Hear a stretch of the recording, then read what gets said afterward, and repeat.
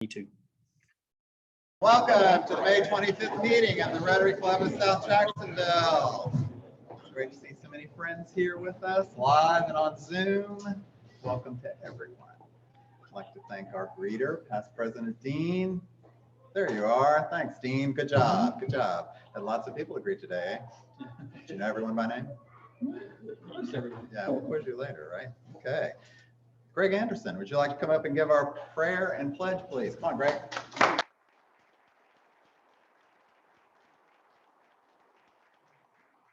Mr. President, can we start with the pledge, please? I pledge allegiance to the flag of the United States of America and to the republic for which it stands, one nation, under God, indivisible, with liberty and justice for all. Thank you. Let us pray. Lord, we give you thanks for this club, its members, and ask for continued blessings for its leadership. Bless the leaders of this land, that we may be a people at peace amongst ourselves and a blessing to the other nations of this earth. Bless our land with honorable industry, sound learning, pure manners. In times of prosperity, fill our hearts with thankfulness.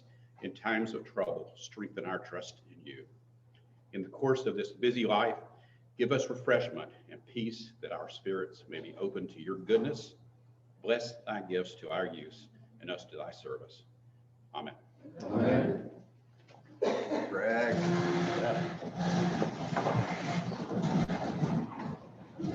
Christy, a little bit of Rotary family time. Come on up.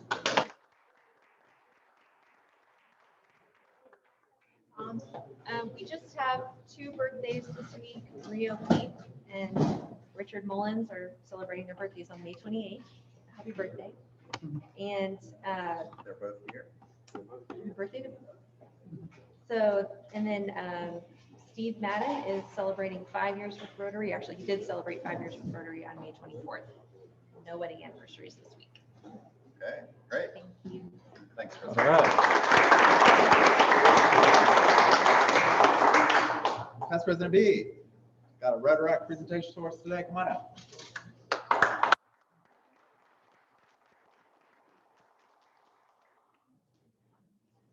Official documentation. I do. I have official documentation. So last year with COVID, there was it was the 30th birthday of our Rotaract Club, and we wanted to present this certificate to them, but I wanted to do it when we could do it in person, and so we're going to do it today. And so I would like to ask Allie Brine, the past president of the Rotaract Club, and the current president Emily Ferguson, to come up, please.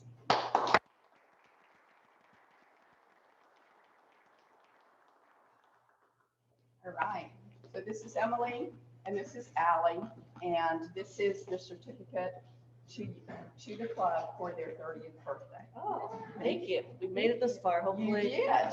We don't mess it up. Don't mess it up. And then we have a couple other presentations. Last year, during Allie's year, they were awarded with the Rotary Citation, a silver distinction for the good works that they did last year. So Allie, congratulations. Thank you.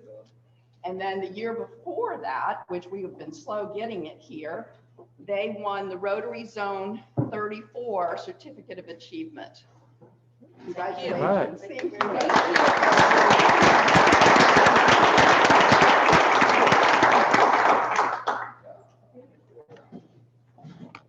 Nice to get caught up. Crystal, Braun. There you are. Everyone's in a different spot. Have a little bit of a foundation award series to go. Come on, I'm gonna give you a. All right, good afternoon. We have quite a few to give out today. So let me just tell you about what is a Paul Harris Fellow, because we have so many guests today. So the Paul Harris Fellowship is named for Paul Harris, who founded Rotary with 3 business associates in Chicago in 1905. The fellowship was established in his honor in 1957 to express appreciation for a contribution of $1,000 to the humanitarian and educational programs of the Rotary Foundation. The foundation programs include an array of projects that save and invigorate the lives of people around the world and enhance international friendship and understanding. They provide educational opportunities, food, clean drinking water, healthcare, immunizations, and shelter for millions of people. These activities are funded, implemented, and managed by Rotarians and Rotary clubs around the globe. For every $1,000, it means that 300 villagers in India will have clean water. 700 farmers in Jamaica can raise enough fruit to feed their families. 10 deaf children in Uganda will receive the gift of hearing. 4 orphans in Thailand will be supported for a year. 800 people in the Philippines will be fed for a day by a local soup kitchen. Paul Harris Fellows are designated to recognize individuals whose lives demonstrate a shared purpose with the objectives and mission of the Rotary Foundation to build world understanding and peace. We move closer to a more peaceful world today as we recognize our newest Paul Harris Fellows. So the following members have continued to give financially as well as through service. So some of the members have already given well over $500, and the club is donating points to them to help them get to a Paul Harris Fellow. And some of these members have given an incredible amount of service this year. And our president and the executive committee has decided to give them Paul Harris Fellows in honor of their service this year. So the first person I have is, I put these upside down. All right, Kenneth Flotman. Okay.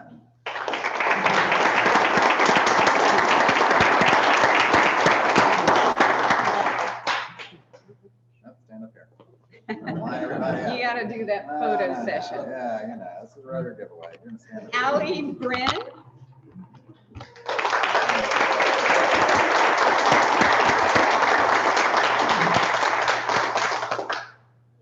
Big day across the board, huh?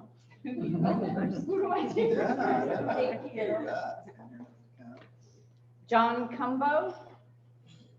John here. I think John's not here. We'll see if he gets that. No. Ron Patrick. Is he on Zoom? Ron, are you on Zoom? We'll see that he gets Nope. that. Usually is. Yeah, he's usually. Erin Perry. I didn't see her. Okay, well, we're just batting 1,000 here. Mike Shuey. Mike here? Okay. He's on a mission trip deserving of Paul Harris. Rotary good works. Meredith Porter. Okay, Tom. It's okay, it's all good.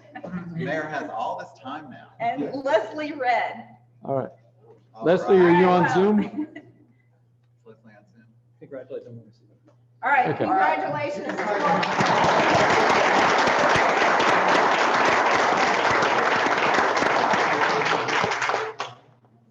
Thanks, Crystal. That was just so seamless. I didn't get a chance to drop anything or stick anybody with a pen or anything like that. How about that? Very good, very good. All right, Julia, may we have a CIS update real quick? Thank you for everybody who has given. Oh, so can far. you come up here so they can hear you? Thanks. All right. As you know, we're supporting communities and schools this summer for back to school, and several of you have already given. Thank you. And we're still collecting for the backpack drives. We will take cash donations, and the folks at CIS have said that they will go ahead and buy the items for us to do our service project on the 16th, which is a Wednesday from 5 to 7 p.m. Families are welcome. So if you are interested, please email me and I will get you on the list and signed up, and we can go ahead and get that going. Great, thank you. All right. All right, yeah. So we had our Treaty Oak Park cleanup this past Saturday. Lots of you were there. Lots of you were not there. But there's more. What? With pictures, there's some great photos. There are. That'll be coming out in the gear. unless you have them with you. No, nothing like that. Charlie, where's Charlie? Where's Charlie? How'd it go, Charlie? How was it? It went well. It was a lot of fun. Fortunately, the park was not as bad as I envisioned. So we made quick work of it. The fellowship was good, and we met some of the occasional occupants. Yeah. They were nice. They were nice. Right. It's a lease free arrangement, I think. So, right. Yeah, it was good. And the weather was beautiful, and it was a nice turnout. Good. And we would like to turn that into an annual event.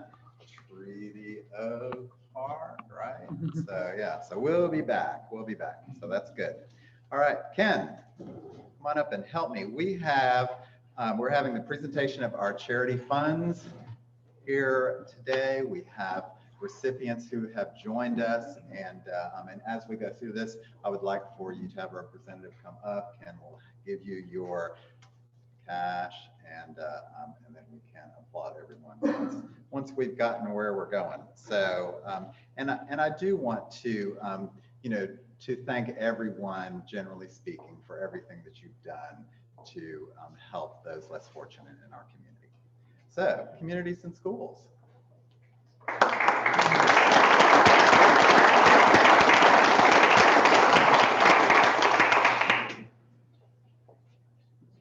Jacksonville Zoological Society.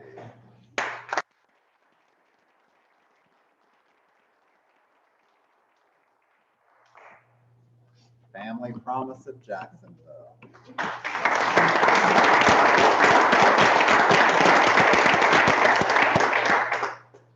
Heartfelt Ministries.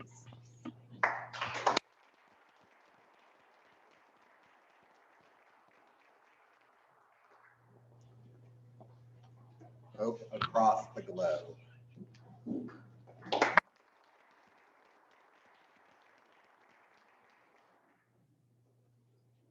And Florida Dental Association Foundation.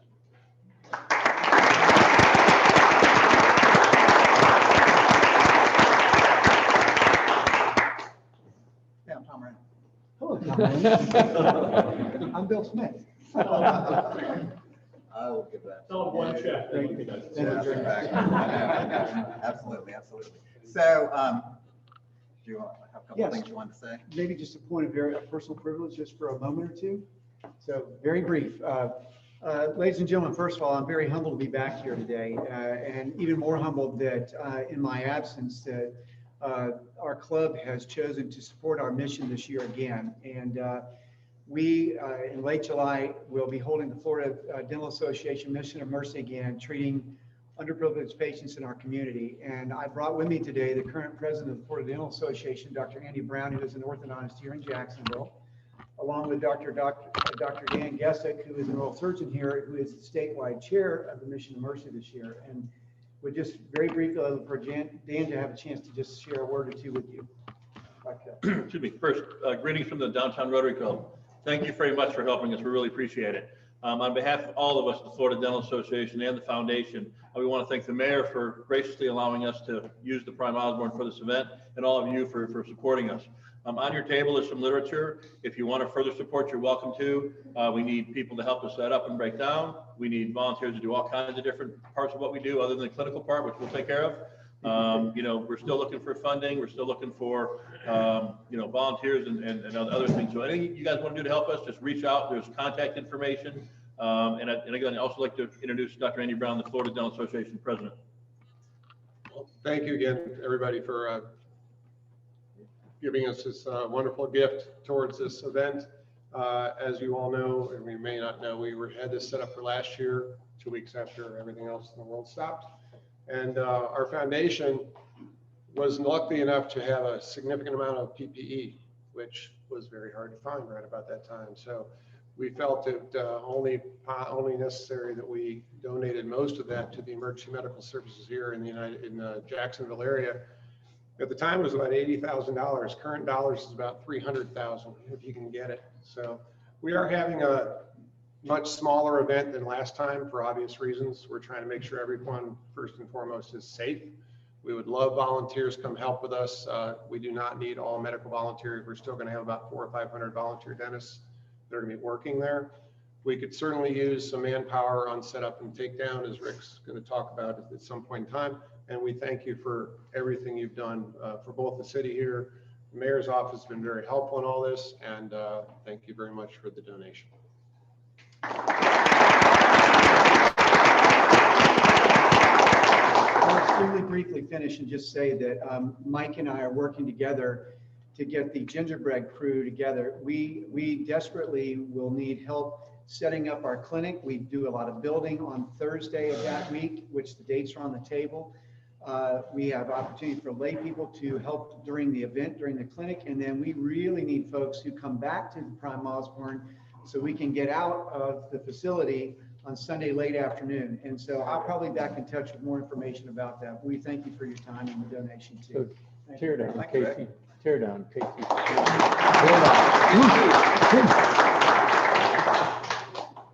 Aren't you impressed by how much we've gotten done this year? Like the last 60 days? Oh,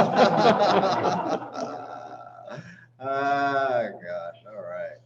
So, Dean, I know now that you've got a big spoonful of something in your mouth, I know. Lisa Marie's so jealous that I called on someone else, right? I know. So, Mingo Bingo, right? Yes. You've turned yours in for sure. I Mhm. know. And how much time do we have on that? Oh, about another week. Yeah. So do y'all remember that whole Mingo Bingo stuff? He's like looking at me like, yeah, right. So it's not too late if you want to participate. And what is it you win? Fame and admiration worldwide.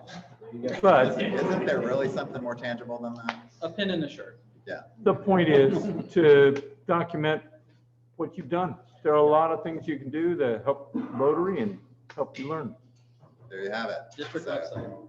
Yes, district website, exactly. Okay, so just a friendly reminder to everyone.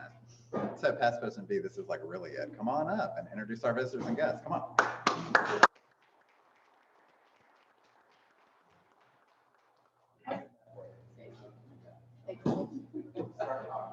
I will start talking, and we will start first with Zoom. Does anyone have guests on the Zoom? It's possible I have a guest on Zoom, but I don't see her. Michelle Kennedy. Michelle is on. All right, so So Mi- here's where. I'm here. here's your prompt. Hello, Michelle. 1, 2, 3, 4, 5, 6, 7, 8, 9, 10, 11, 12. As many of you know, Michelle's been with us many times over the last 2 weeks and is very interested in becoming a member of this club. And she is with Theater Jacksonville. And so please welcome Michelle Kennedy. Thank you. is there anyone else on Zoom? We are going to, because we have 14 guests, we're just going to do a general welcome. It's a busy meeting, which is a great thing, and it's wonderful to have all of you here. And so members, please take the time to greet our guests here, introduce yourself, make them feel welcome. And we're so pleased to have you here today. Thank you. And with that, this is the day when I do the introductions that I am always thankful to see past President Mike Dara here.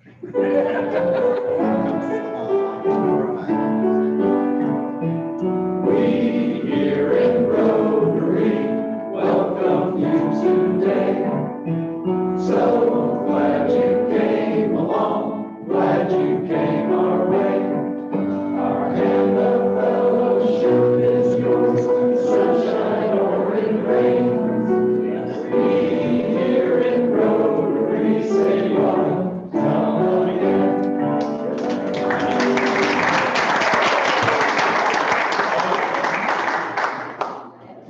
All right. Thanks for everyone's participation on that. Past President Dave. Yes. Where are you? There you are. Come on up. Let's get going with our program here. Absolutely. Good week. Very fun. Mr. Mayor, please. I didn't leave. So what an honor for our club, for me personally to be moderating this today. And you look really good with your Rotary badge on there. All right. And to have a member of our club in the mayor's office is truly an honor for all of us. And just glad to have you here today, Mr. Mayor. So the program. In 2 years, I'll have more time for lunches. That would be awesome. But unless there's some other aspirations that could come along, you never know, right? So today's format is some questions that were provided to me to ask to the mayor for him to speak on topics that are important to him and part of his agenda. And then in classic Rotary Club of South Jacksonville fashion, we will open it up to a Q&A that the mayor's been very gracious to agree to. So we've always had a spirited question and answer, so no matter who the speaker is. So I love it. So be ready for that. So going to spare you any biographical information and whatnot and get right to the program. His information about the mayor was in the gear, so please refer to that. So we'll get started in it, Mr. Mayor. First question is, the city has marked 1 year since declaring a local state of emergency due to COVID-19. How has the city navigated the challenges brought on by this virus? I think we've done a pretty good job navigating it in Jacksonville, as well as the state of Florida, in my opinion. But I just kind of think take some time to reflect what things were like just over a year ago. I had actually been watching what was happening in Italy on social media. I think it was January, February timeframe. I don't remember the exact date. And there were people predicting that there were going to be, this was coming to the U.S. Not only was it coming to the U.S., but that there would be lockdowns. And I remember watching this stuff, and there's no way this country will be shut down. I just couldn't fathom it. And I could see what was happening in Italy on video, but obviously not being there. And so fast forward, it's the weekend of March 1st. I know that because I was at Universal Studios with my son. His birthday is March 1st. And at that time, you had people that were trying to get back into the U.S. They couldn't because they had an exposure and they were quarantining them in other countries. And I remember some friends were with us and they said, hey, we're leaving the country next week. What are you hearing? What do you think? And at that time, I thought the only risk was, well, if you leave the country, you may get stuck and you don't know for how long. And then I'm in the park that weekend and I get a call from Rick Scott, former governor, now senator. And we catch up from time to time, so wasn't unusual. I still don't know why I answered the phone at a theme park, but I did. And he said, hey, I just want you to know this COVID thing is real and you're going to have to make some tough decisions. And as your friend, someone that cares about you, I want to give you a heads up. You ought to start thinking about policy now so you're not in crisis mode. And then within a couple of weeks, we moved to shutting down venues. One of the toughest decisions was giving stay-at-home orders and telling businesses not to operate. I mean, I hated doing that. But the whole country faced some form of that, some longer than others, I think, unfortunately. It was just so much unknown then, right? What we knew at the time was we believed we had a deadly virus that was going to knock out massive parts of the population. We didn't understand the vulnerabilities and age risk at that time. And so I feel like my experience in the city is people pulled together and they did the hard stuff in the beginning and have continued to be troopers even through the mask mandate that I had for what some people thought were too long. People have always been respectful in public. I'm just real proud of how our city handled this. I have not seen any episodes in grocery stores or restaurants where people are yelling and screaming at each other. They disagree with in a polite way. So I'm proud of the people of our city. I agree. I think you handled it terrifically, and glad to see the mandate was lifted. Yes. And I know that's going to help all commerce here locally. So very well. Moving on. So now, basically, anyone who wants the vaccine can get one. Yep. And it seems we are getting closer and closer to a normal. Can we afford to let our guard down now, do you think? I think people need to make their own decisions at this point, and we ought to respect what other people decide to do. Private businesses can make their own decisions, and families. To your point, if you want the vaccine, you can get it. You know, we hosted last month. We hosted the first indoor full capacity professional sporting event, a UFC fight, sold out in minutes, sold out in less than 5 minutes. We did a full capacity concert the night before, and based on the data that I had, I felt like that I didn't feel like that was irresponsible, and our COVID numbers have continued to decline.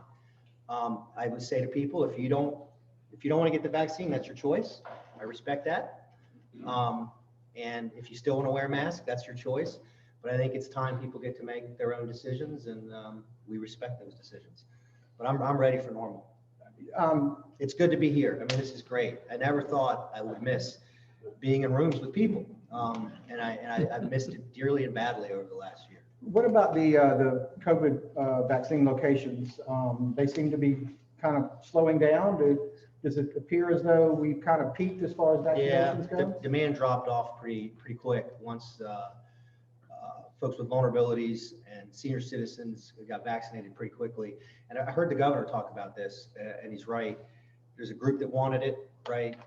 There's a group still out there that probably would get it, but they're not anxious to get it. And then there's a group that just don't want it. And so we're just going to keep messaging to people that are maybe on the fence that give it a shot, so to speak. So in keeping with that and the impacts that the virus has had and the various lockdowns that we've gone through locally, there's many families and businesses in our community that are suffering from the economic effects of the virus. What is the city doing to help those community citizens and businesses? Yeah, I'm going to answer that, but it just made me think about one of the biggest things for me during the virus that was keeping me up and it's had me stressed up until going into last summer was our kids, the kids in our community that weren't in school and didn't know when they were going to be back. And I remember going into last summer, there was debate whether we would have summer camps. Florida High School Athletic Association was debating whether or not there would be sports. And I worked with the governor and many others to really push to have a normal summer. And I just thought it was important. I feel like our kids in Jacksonville, they went through a lot of pain for a number of months, but we got them back before most places. And I think that that's a really big deal. And I commend Duval County Public Schools, our superintendent, their leadership, their collaboration with us, the governor, and all the people that made the decisions to let our kids get back to some normalcy. Do you think that the school system will reach some semblance of normalcy when we come back this next school year? I read online this morning that they are going to make masks voluntary next year, and that there will be no more homeroom, no more virtual. So it sounds like that's where we are. That's awesome. So I think it's a great place. Sure. In terms of economic impact, yes. We knew, so before the federal government put out the CARES money, we ended up getting $167 million back when the virus started. But before that, I knew, because we had businesses shut down, restaurants, et cetera, there were going to be people laid off and there was going to be a lot of financial pain. So we worked with ViStar and we created an opportunity for businesses to get a quick loan. We deployed that money fast.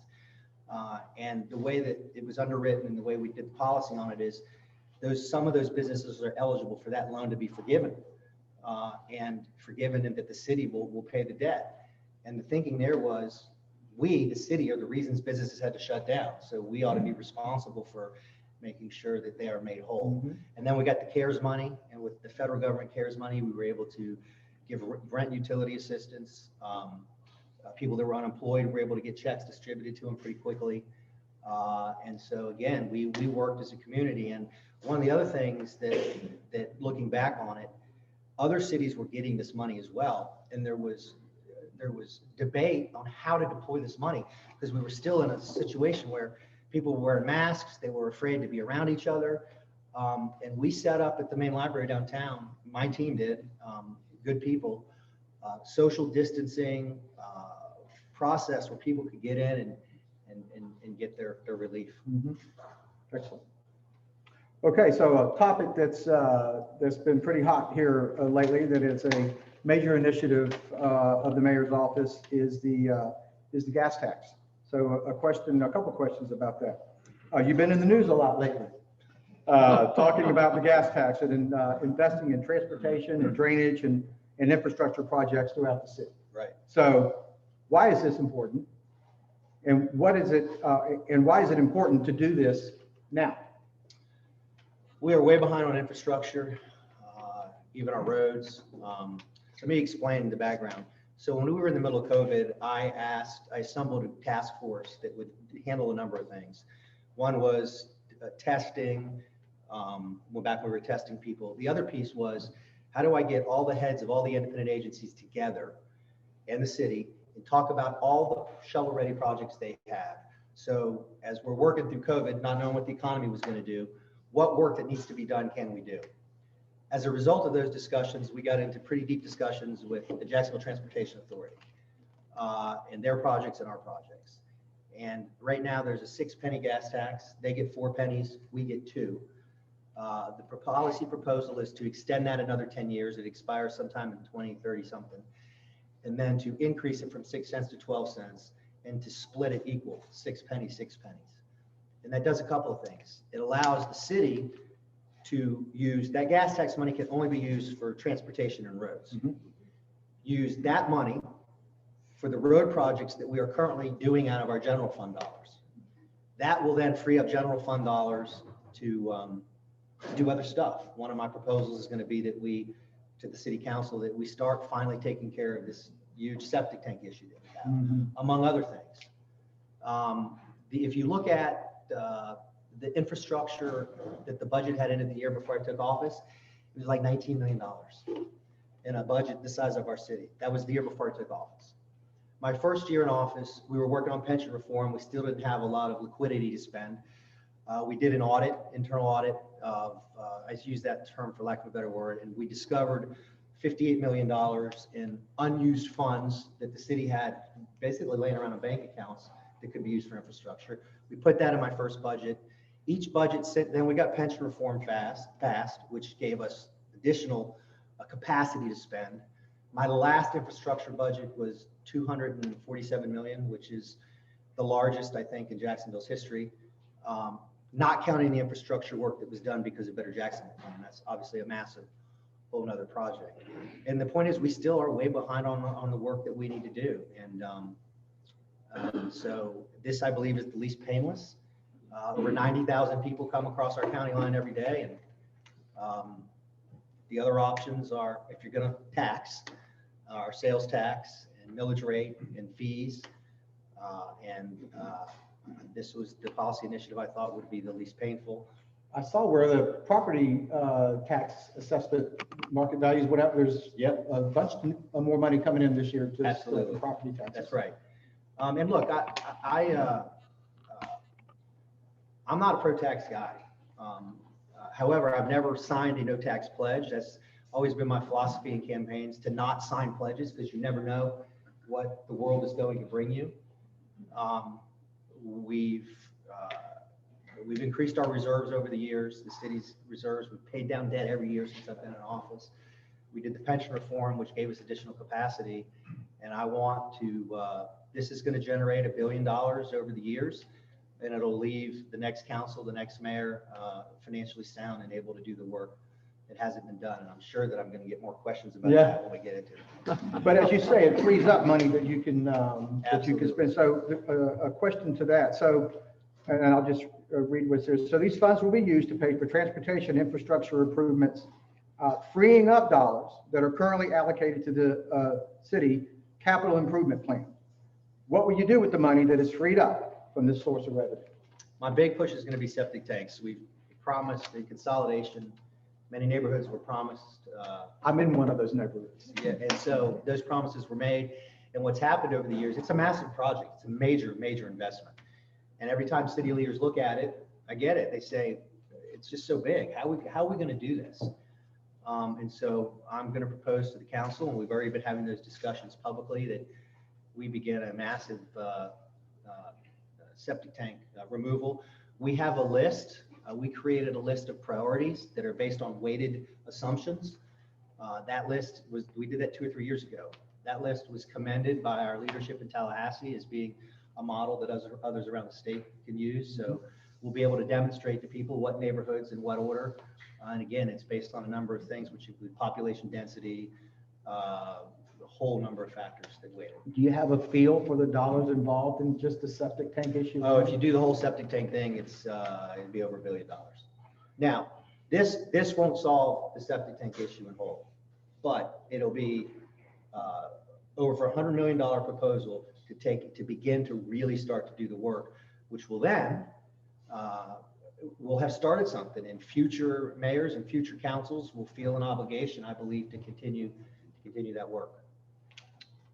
So you mentioned you're not a tax guy, so a question to that. I am raising taxes. Yeah, exactly. So the question is, what do you say to those who don't think it's the right time to raise fuel taxes, or who are opposed to a tax increase in general?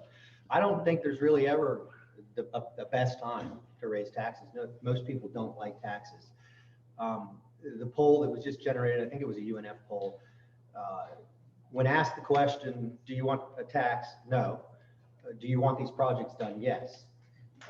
And so you got to, and I get that. You've got to pay for it. Look, I was trying to I've been in this office now for 6 years, and I try to pull myself out of it and ask myself, if I were a citizen, what would I be thinking right now? And I would probably be yelling at the mayor sitting up here saying, why you want to raise taxes? That's probably what I would be doing. But I would have an open ear to hear the argument as to why this work needs to be done. So as I understand it, the council meets actually tomorrow on this, right? They do. Tell me how you feel about it. You feel confident? I feel good. Let me see. So my first 5 years in office, most of my votes were 19-0, 18-1, 17-2. And then I had the Lot J that I felt really good about. We know how that went. And we lost. So I feel good about this, but look, my team has done a really good job, better job than before. And that's on me because it's at my direction. Before, we didn't do as good of a job on Lot J, on building consensus and collaborating. Really, they've been out doing town halls, working with members of city council. So I feel pretty good about it.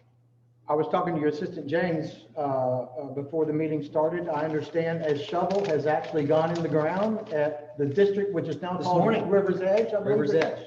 That's right. The district. That's exciting. Yeah. Finally, a shovel in the ground on a project in Jacksonville. Yeah. Retail, hotel, residential, still centered around the original concept, which was Peter Rummel's, was a healthy town environment. They've renamed it, but it will have the same concept, if you will. And 7 years later, here we are. Greg, do you miss the council? Every once in a while. So Mayor, is the Jobs for Jacks, is that a term you coined? That my team did, yes. Okay, so what are the next steps for Jobs for Jacks? City council meets tomorrow, and that's supposed to be it. And so we've been counting votes. So is this not to use local labor, local contractors and whatnot to implement the infrastructure project? There will absolutely be local jobs created. And that procurement will be done through the Jacksonville Transportation Authority and then some through us, depending on the project. But it will create, yes, it will create local jobs. And again, it's a jobs program, but it's not created to be a jobs program. This is work that we have to do that has been ignored for years. We were so far behind on road resurfacing when I came into office. And now we're resurfacing roads again. And again, these aren't sexy issues, but when you drive down a road that's just been resurfaced, that had been in a long time, it's pretty nice. So you mentioned the Lot J deal, which didn't happen, shipyards. We all know the list, and it's painful. As a member of this club, you know that we've always been a strong advocate for our city's growth and development. So what is the city doing to improve and develop downtown Jacksonville? Well, over the last 5 years, we've done some things that we've been criticized for, but it's in preparation for the ability to develop downtown. And that is, the landing is no longer there, the old City Hall courthouse.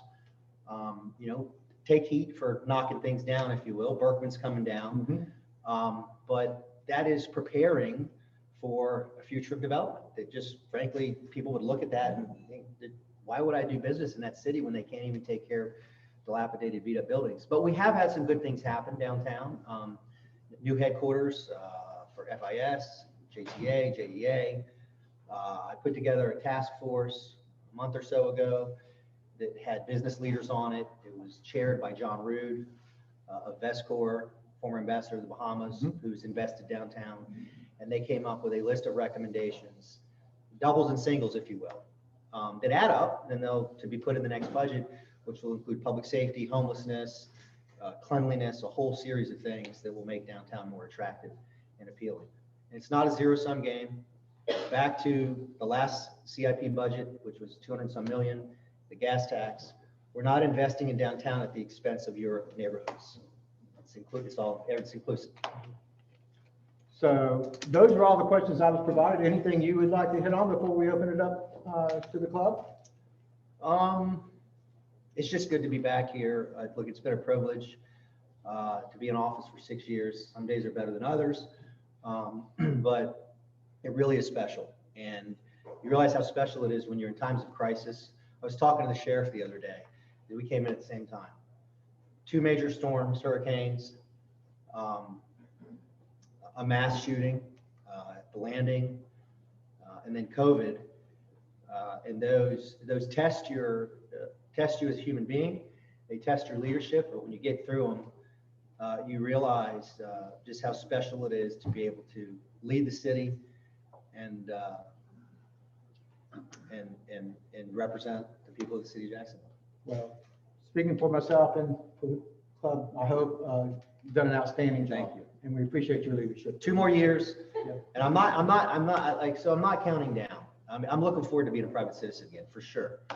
But you can do a lot of stuff in 2 years. You can do a lot of stuff. So my mindset is absolutely not count down. It's enjoy every day, be in the moment, and try to get as much done as we can. Good. All right. Can we ask somebody on Zoom if they've got a question? Certainly.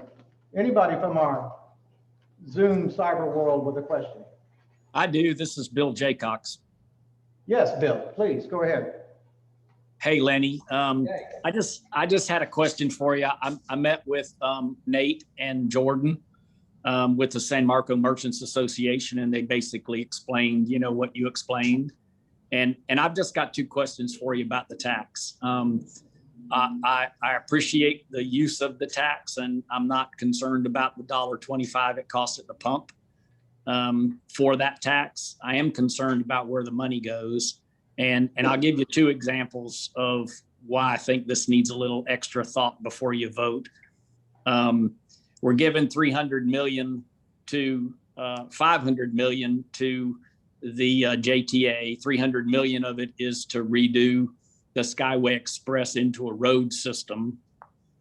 But yet again, there's no permanent funding for completing that project. So when I asked Nat, he basically said, yes, we'll have 2.5 miles of upper deck road, but it won't come down to the ground because the 10.5 miles that it's supposed to be to actually make it functional is not funded.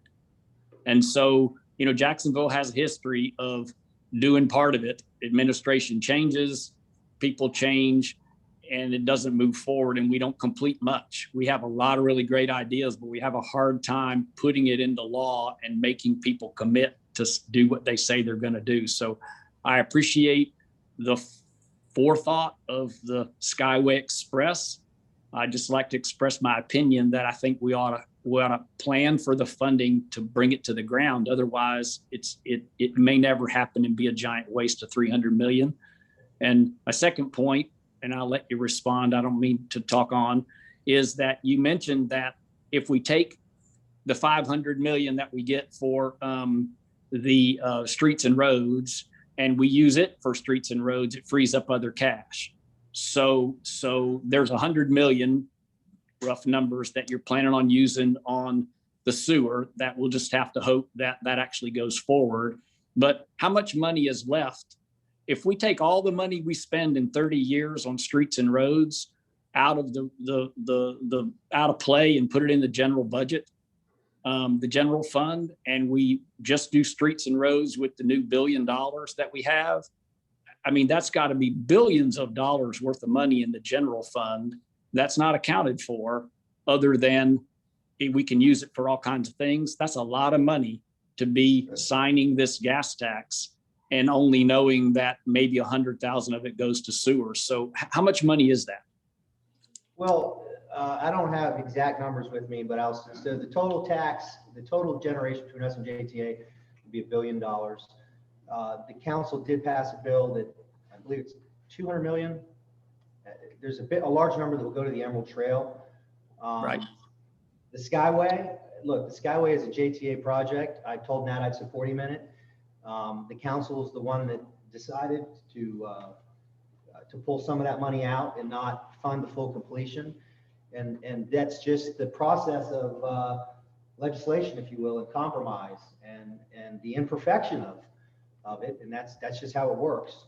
So the option, I guess, would be, had I not, and I have been known to not compromise on some of my policy positions. And again, I had a streak of winning, and then I lost big on Lot J. So this is a compromise, and had we not compromised on Emerald Trail and JTA, this gas tax would likely be off the table at this point, and we'd be back to sitting around for gosh knows how many years without any policy proposal to actually invest in our neighborhoods. Fair points. I get your questions, and I understand the imperfection of what we're trying to do here, but I think the good outweighs the bad. Questions? Barry, so he's trying not to be as long-winded as Bill was. No, I'm going to hopefully be brief for me. I want to look down the road a few years. As I understand it, the Jaguars lease on the stadium is up to 2030. And knowing how quickly time passes, I assume that we're going to start hearing, as the months and the years go by, more and more questions bubble up about the stadium is not adequate when you've got other franchises where they're building billion-dollar stadiums. I asked this question of somebody who's heavily plugged into economic development in this area. What do you think will actually happen? And so I want to get your opinion on this. He said, I think we'll still be talking about the existing stadium, but a lot of money to renovate, change it, what have you. What's your, and I heard the number maybe $500 million.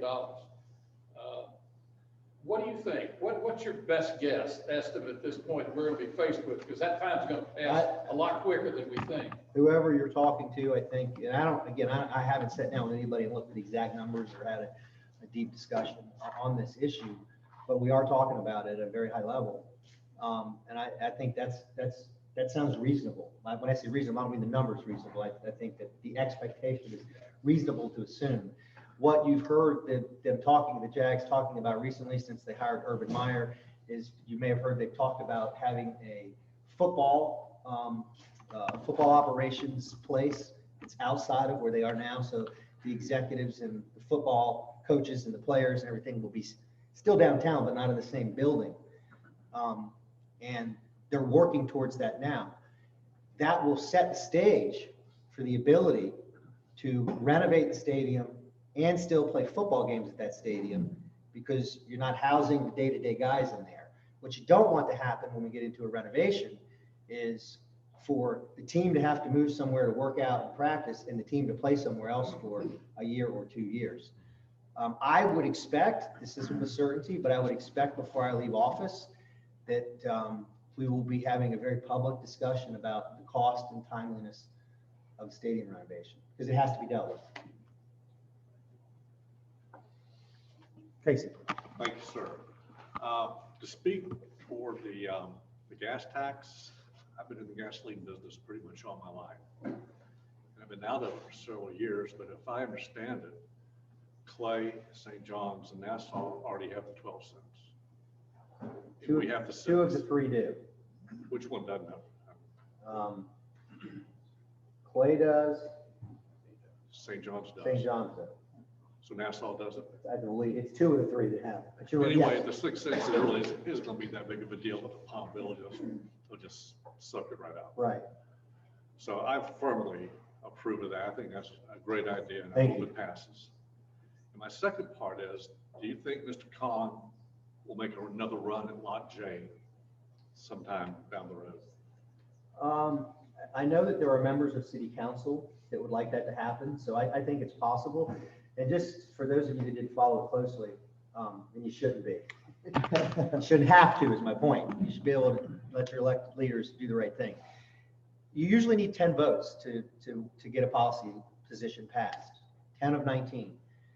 We needed 13 votes on this because we were amending, it's a little quirk, we were amending the infrastructure, the CIP budget.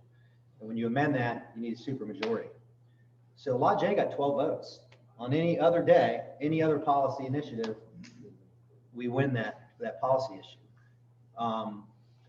So I think it's a possibility that it could come back again. I don't know timing. I do know there are council members that are pushing for them to move on it again. Thank you. Yes. Good afternoon, Mayor. Always good to see you. I wanted to just make a comment and just thank you, the City Council, the Kids Hope Alliance, for not forgetting about kids. And you've done an excellent job with that with the city and allowing the providers to continue to do the work that they did through the virus. It was very challenging.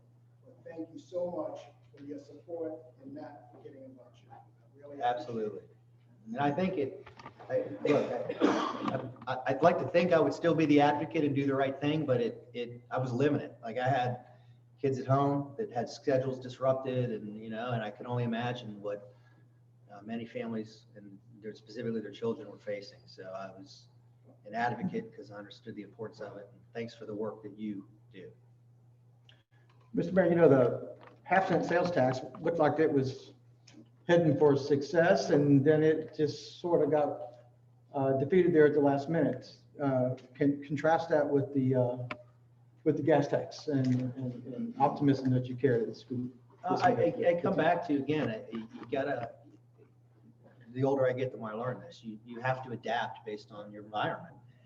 And I came in as a new mayor, and my style is very aggressive. About the goal, achieve the goal. What's the mission? How do we get there? And we had a lot of success doing that in the beginning. And eventually that tires on people, right? And when a style tires on people, you can't get things done unless you adapt. And we are now, I told my whole office and they get it. Build bridges, collaborate. How do we get buy-in to accomplish big things? So it's not a lame duck 2 years. I want to get things done. And we're doing it on gas tax, and that's what we're going to continue to do. And I will leave whoever the next mayor is a really long list of lessons learned. Questions? Bob. St. Johns County has explosive growth. I think Lockerbie is perhaps one of the top 10 communities, growing communities in the country. I see us falling behind on roads for the first time in my life. I always thought Jacksonville had wonderful roads, right, and getting people from to and fro and maintaining them. Are there some issues that you see over the next few years? I know you're talking about capital projects, but are we just trying to catch up where we should have been before? Or are we actually going to maybe get out ahead of it a little bit? Because I think with the interest rate so low and people coming from maybe New York and California, right, the influx is huge.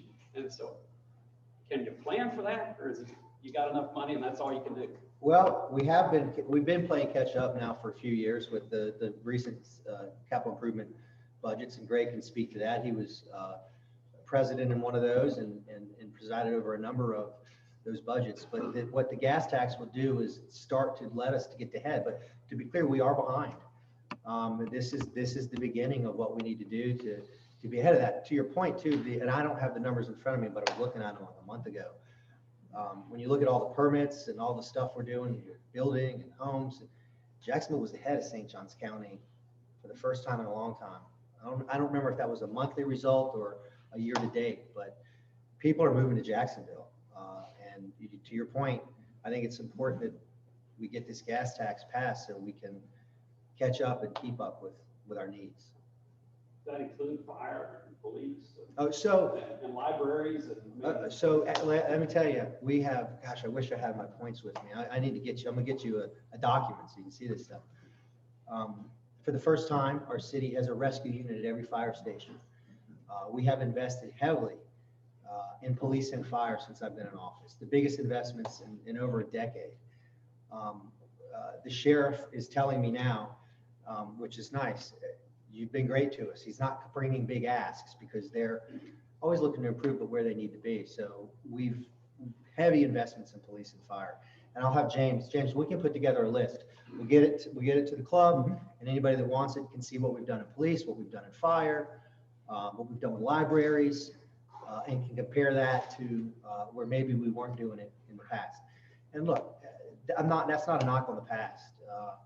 There was the global recession that happened just after 2005, 6, whenever that was. That really strapped a lot of governments, including our city, and we got behind there. But now we're on the move. We've done a lot. We just got a lot more to do. Lisa Marie. Curious with regards to the, I know the gas tax, right? So with regards to the gas tax, Jacksonville is the gateway to Florida. Is this not really like the only tax where we can take advantage of those who are crossing our borders all the time? And has that percentage been calculated of how much we could capture of people who are coming into the state, maybe going other places, that contributes to that overall budget? It doesn't necessarily impact us as taxpayers because of that plus up. So you're asking, is there other taxes we could capitalize on? Well, with regards to the gas tax specifically. Right. And people coming in using our gas stations along the way to cross over those borders, has a percentage of revenue to us that we wouldn't capture in another tax of those people who are coming in who are not citizens of Jacksonville, but it's basically a bonus creamed, if you will, on top of that tax. Look, the number is 97,000 people per day. And I'm sure the team has that calculation, and if we've got, we'll get it to you as well. We got time for one more, President Tom? Then all right, okay. Yes. Thank you. Hi, Mayor Curry, nice to see you. I'm glad I could have this opportunity. You spoke earlier about, getting back to normal, and that's the push.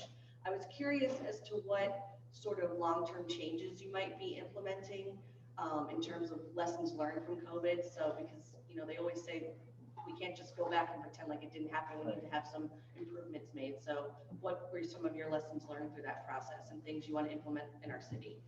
Well, I think, I don't want to say that it was terrible that we had hurricanes and storms. But I remember when I got into office, someone advised me earlier, even though we hadn't had a hurricane in years, you need to go to the Emergency Operations Center. This was a wise person that knew government. And you need to role play. You need to put yourself in a crisis. So when it happens, you understand decision-making, who's in charge, who can say what. It's not happening in real time, and we did it. And so when we had the first hurricane, I was walking into the room and I knew exactly what had to be done. And then having been through 2 of those, COVID was a little different, but still crisis. So learned lessons through the hurricanes. The lessons are, in that Emergency Operations Center, we are represented by hospitals, law enforcement, fire and rescue, the schools, everybody's there. And it's a big room. And then the way our city government works, consolidated government, the executive, whoever the mayor is, has executive power, executive authority, particularly when you get in emergency situations.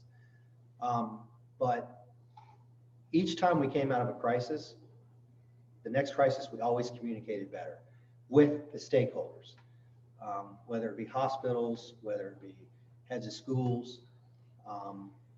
And so I think it comes back to collaborating and communicating. And it's one of the things I'll tell the next mayor. And I'll tell you, this is a story. So we did the first role play at the Emergency Operations Center. Everybody's kind of mingling around, and I walk in, everyone sits down, and I'm a new mayor, and it's quiet. There's nothing happening. What the heck's going on here? I whispered. They're like, everybody's waiting on you, man. You're in charge. So I sat down and I was looking, and I whispered to somebody, I need a pen, and a bunch of pens showed up.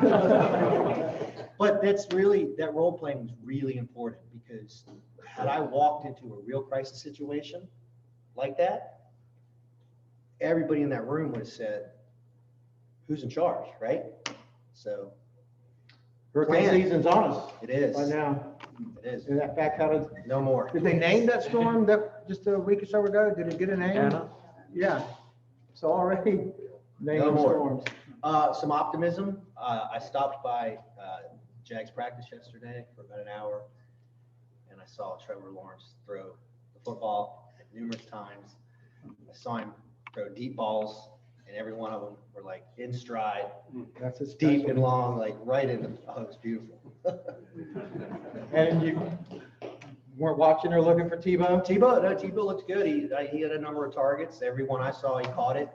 And what stood out to me about Tebow is he looks fit. He looks so fit. I mean, he looks like he's 23 years old. So optimism. In the back. That's fine. Everything you did to get vaccine to the seniors who are especially home now. So while he loves his kids, I love our seniors.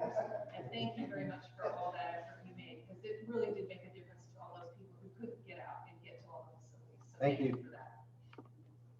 Thanks for having me. Any more questions? Okay, Mr. Mayor, thank you so much for joining us today.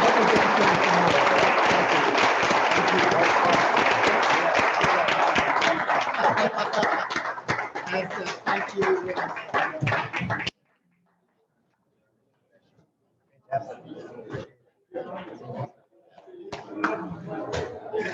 You gotta ring the bell. Get a picture.